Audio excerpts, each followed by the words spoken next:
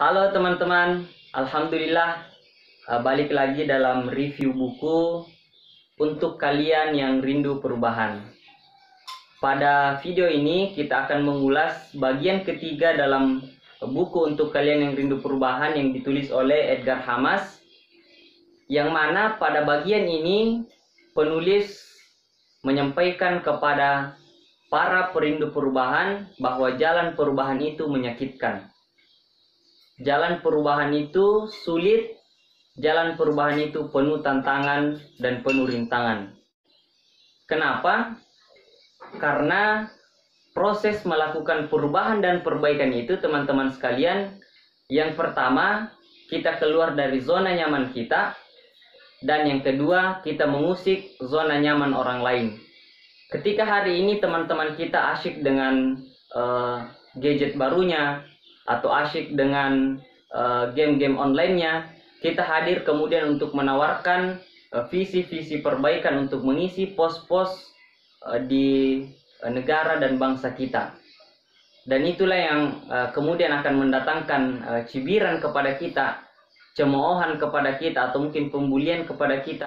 Tetapi kita tidak perlu berkecil hati dan berciut nyali, teman-teman sekalian, karena pekerjaan inilah yang pernah dilakukan oleh manusia termulia yang pernah Allah Subhanahu wa Ta'ala hadirkan di permukaan bumi ini, yaitu Rasulullah Sallallahu Alaihi Wasallam.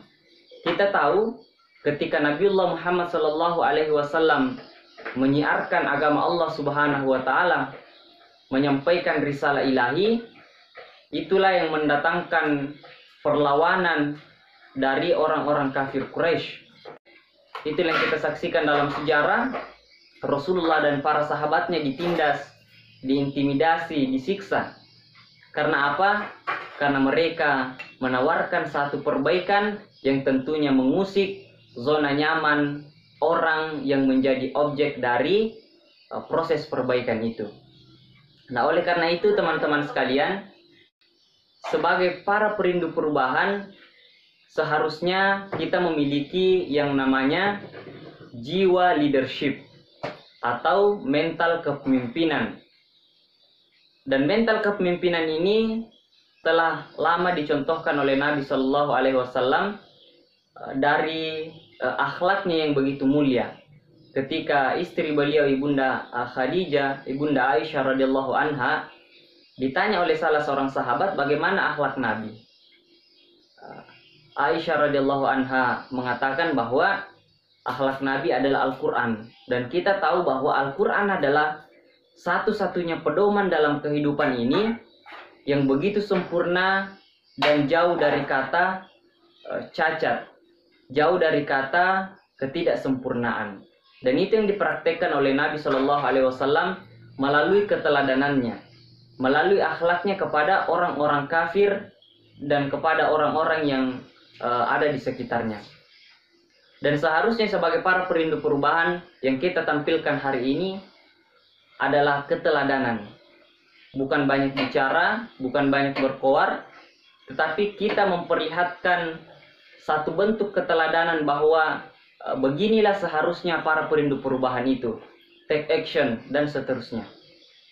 Dan di buku ini penulis mengutip perkataan Jenderal George Patton yang mengatakan bahwa 3 prinsip dalam kepemimpinan yang paling ampuh adalah teladan, teladan, dan teladan. Semuanya tentang keteladanan. Nah, begitupun mungkin kira-kira teman-teman sekalian, ketika kita meminta seorang filosof dunia untuk menyimpulkan bagaimana menyimpulkan tentang jiwa manusia itu, maka tidak lain mereka akan mengatakan keteguhan akhlak. Nah, itulah mental leadership yang harus dimiliki oleh para perindu perubahan.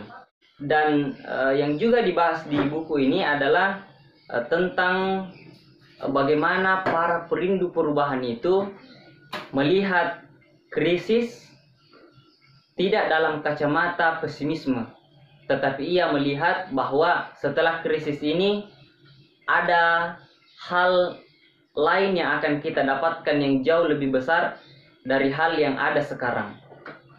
COVID-19 yang hari ini melanda kita. Semoga Allah Subhanahu wa Ta'ala segera mengangkatnya. Juga kita tidak boleh melihatnya dalam kacamata pesimisme, bahwa dengan COVID-19 ini kita tidak bisa berbuat apa-apa. Dengan COVID-19 ini kita tidak lagi produktif. Dengan COVID-19 ini kita tidak bisa berbuat apa-apa lagi. Tetapi para perindu perubahan tidak demikian caranya memandang krisis. Tetapi kata penulis, para perindu perubahan itu miracle from crisis, yaitu mereka menjadikan krisis itu sebagai satu optimisme bahwa setelah kesulitan akan ada kemudahan.